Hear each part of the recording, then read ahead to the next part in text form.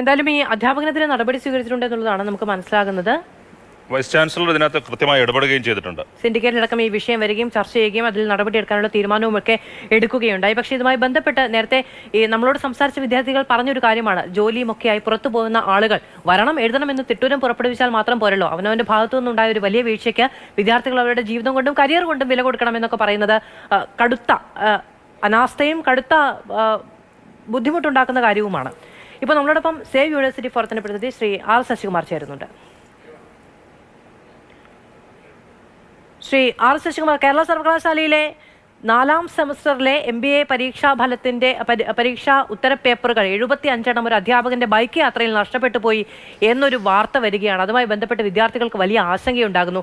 ഒരു സർവകലാശാലയ്ക്ക് അതിന്റെ ഉത്തരപേപ്പറുകൾ കൈകാര്യം ചെയ്യാൻ കൃത്യമായൊരു സംവിധാനമില്ലേ? ഇത് അവനവന് തോന്നുന്ന രീതിയിലാണോ? സർവകലാശാലയുടെ വിശ്വാസ്യത ഓരോ ദിവസം കഴിഞ്ഞോടും നഷ്ടപ്പെട്ടുകൊണ്ടിരിക്കുകയാണ്. സർവകലാശാലയുടെ ഈ ഓവർ പൊളിറ്റിസൈസേഷൻ, അവിടെ ഉത്തരവാദിത്തോടുകൂടി കാര്യങ്ങൾ ചെയ്യുവാൻ ആളില്ലാത്തത്, അല്ലെങ്കിൽ അതിനെക്കുറിച്ച് സൂക്ഷ്മമായിട്ട് നിരീക്ഷിക്കാനും അതിനെതിരെ അത്യാവശ്യമായ നടപടി എടുക്കാൻ കഴിയുന്നില്ല. നമ്മുടെ ഒരു കുട്ടിയുടെ ഉത്തരക്കടലാസ് നഷ്ടപ്പെട്ടാൽ ഒരു കുടുംബത്തിന്റെ പ്രശ്നമാണ്, ഒരു കുടുംബത്തിന്റെ ഭാവിയെയാണ് സർവകലാശാല തകർക്കുന്നത്. ഇത് സർവകലാശാല വിശ്വാസ്യതയുടെ പ്രശ്നമാണ്. ഈ മുൻകാലങ്ങളിൽ 1 2 പേപ്പറുകൾ നഷ്ടപ്പെടുമ്പോൾ ആവറേജ് മാർക്ക് കൊടുത്തുകൊണ്ടിരുന്നു. പക്ഷേ ആവറേജ് മാർക്ക് കൊടുക്കുമ്പോൾ പർപ്പസ്ഫുള്ളായിട്ട് പേപ്പർ മിക്സാക്കിയ സംഭവങ്ങൾ ഉള്ളത് കൊണ്ടാണ് അടിയന്തരമായിട്ട് കുട്ടികൾക്ക് വീണ്ടും പരീക്ഷ എഴുതിച്ചുകൊണ്ടിരുന്നത്. പക്ഷെ ഇവിടെ സംഭവിച്ചത് എന്താ? 60-70 കുട്ടികളുടെ പേപ്പർ നഷ്ടപ്പെട്ടിട്ട് ഇത്രയും നാളായി. ഇനി ആ കുട്ടികൾ വീണ്ടും പരീക്ഷ എഴുതിക്കണമെന്ന് പറയുന്നത് ശരിയല്ല. ഇത് സർവകലാശാല ഭാഗത്തുണ്ടായ ഗുരുതരമായ വീഴ്ചയാണ്. ഇത് കഴിഞ്ഞ 6 മാസത്തിന് മുമ്പ് തന്നെ പരീക്ഷ നടത്തി റിസൾട്ട് കൊടുക്കാമായിരുന്നു.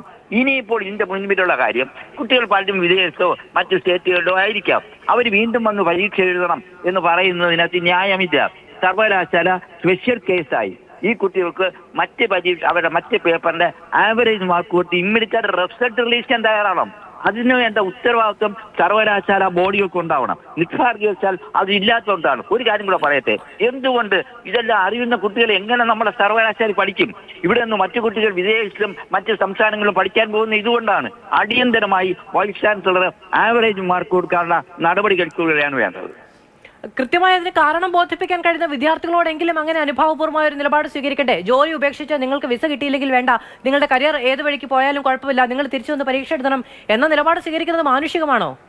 അല്ല, ഈ ഞാൻ അതാ പറഞ്ഞത്, സർവകലാശാലയിൽ കുട്ടികളുടെ ഭാവിയെ കുറിച്ച് യാതൊരു ആശങ്കയും ഇല്ല.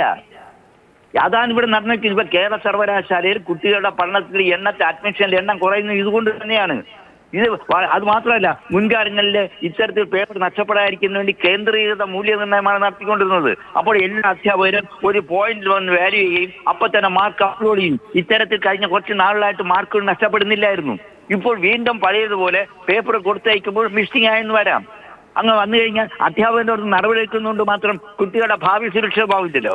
ഇക്കാര്യങ്ങൾ ബോധപൂർവം കാണാനായിട്ട്, അത് പ്രായോഗികമായിട്ട് കാണാനായിട്ട് ഈ 10 മാസം താമസിച്ചിട്ട് ഇനി കുട്ടികളെ പരീക്ഷ എഴുതുന്നതിനകത്ത് ഒരു ന്യായീകരണമല്ല. അവർക്ക് അടിയന്തരമായി ആവറേജ് മാർക്ക് കൊടുത്ത് റിസൾട്ട് റിലീസ് ചെയ്യാനുള്ള നടപടികൾ സർവകലാശാലയുടെ ഭാഗത്ത് നിന്ന് ഉണ്ടാകുകയാണ് വേണ്ടത്.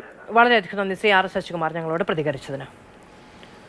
രാഹുൽ ജി നാഥ് വിവരങ്ങളുമായി നമ്മളോടൊപ്പം തുടരുന്നുണ്ട് തിരുവനന്തപുരത്ത് നിന്ന്.